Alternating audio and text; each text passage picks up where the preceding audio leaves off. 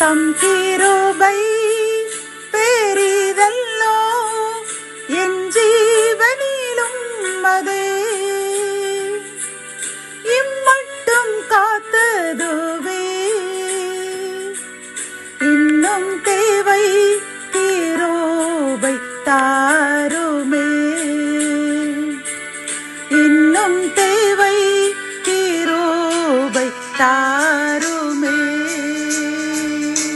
கர்த்தரும் இரட்சகருமாகிய இயேசு கிறிஸ்துவின் ஈடு இணையற்ற நாமத்தில் சேனைகளின் கர்த்தர் ஊழியத்தின் மூலம் 28/4/2025 இந்த நாள் உங்களுக்கும் உங்கள் சந்ததிகளுக்கும் சமாதானத்தின் நாளாக அமையப் போகிறது என்று மனதார வாழ்த்துகின்றேன். இன்று நாம் அறியவிருக்கும் கிருபையின் வார்த்தைகள் தானியேலின் புஸ்தகம் 12ஆம் அதிகாரம் 10ஆம் வசனம்.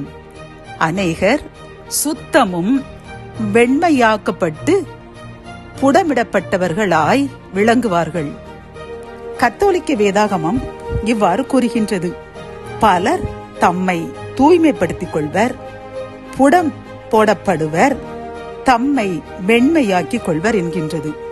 பிரியமான சகோதர சகோதரிகளே, இந்த செய்தியை கேட்டுக்கொண்டிருக்கின்ற நமக்கு கர்த்தர் கூறும் நல் ஆலோசனைகளும் ஒரு ஆசீர்வாதமான நம்மை மகிழ்விக்கின்ற செய்தியும் என்னவென்றால், இவ்வளவு நாளும் பல்வேறு துன்பங்கள், நிந்தைகள், அவமானங்கள், கண்ணீர்கள், யாரிடத்தில் போய் சொல்வோம் என்று ஒரு சிலர் கூட புலம்புவார்கள்.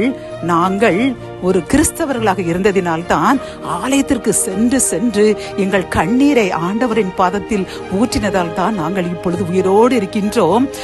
வேறு மதத்தவராக இருந்தால், இயேசுவை நேசிக்காதவர்களாக இருந்தால், இயேசுவின் அன்பை அறியாதவர்களாக இருந்தால் அப்போமே செத்திருப்போம் என்று கூட ஒரு சிலர் கூறுகின்றார்கள். அப்படித்தானே? ஆனால் கர்த்தர் கூறுகின்றார், இத்தகைய துன்பங்கள், இத்தகைய அவமானங்கள், நிந்தைகள், கஷ்டங்கள் நான் ஏன் அனுமதித்தேன் என்றால், அநேகர் சுத்தமும் வெண்மையாக்கப்பட்டு புடமிடப்படுவார்கள்.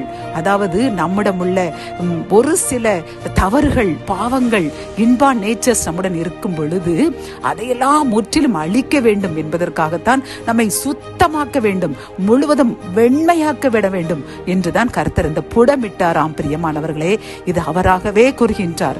ஆகவே நாம் புடமிடப்பட்டவர்களாகி மாறிவிட்டோம். முழுவதும் பரிசுத்தமாக்கப்பட்ட, தூய்மையாக்கப்பட்ட, வெண்மையாக்கப்பட்டவர்களாய் மாறிவிட்டோம். ஆகவே இனிமேல் கர்த்தர் நம்முடைய பிரயாசங்கள், அவருக்காக, அவருடைய ஊழியத்திற்காக, அவரை மகிமைப்படுத்த நாம் செய்கின்ற காரியங்களில் அவர் மகிழ்ந்து நம்மையும் நம் சந்ததியையும் ஆசீர்வதித்து வர்த்திக்க செய்ய போகிறேன் என்று வாக்கு கொடுக்கின்றார். பிரியமானவர்களே, ஆகவே நாம் பட்ட துன்பங்களுக்காக நன்றி கூறுவோம். தாவீது கூறுகின்றார், நான் உபத்திரப்பட்டது நல்லது, அதனால் உமது வேதத்தை நான் கற்றுக்கொண்டேன் என்று கூறுகிறார். பிரியமானவர்களே, அதே போன்று நாம் உபத்திரப்பட்டது நல்லது, நாம் புடமாக்கப்பட்டு மிகவும் பரிசுத்தவான்களாய் மாற்றப்பட்டோம். ஜெபம். என் அன்பு தகப்பனே, இந்த கிருபையின் வார்த்தைகள் மூலமாக அப்பா, இவ்வளவு நாட்களும் கண்ணீர், வேதனைகள், நிந்தைகள், அவமானங்களால் வாடின எங்களுக்கு நீர் கொடுக்கின்ற இந்த அருமையான கிருபையின் வார்த்தைக்காக நன்றி அப்பா.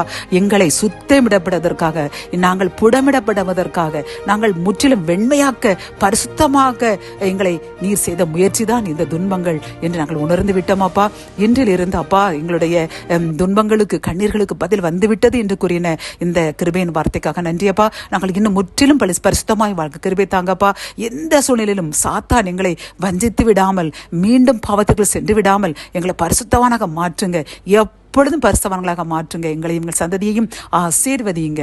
பரிசுத்த ஜாதியாக மாற்றுங்க. பரிசுத்த ஜாதியாக வாழ கிருபை தாங்க. மீட்பர் இயேசுவின் மூலம் ஜெபம் கேளும் நல்ல தகப்பனே, ஆமேன்.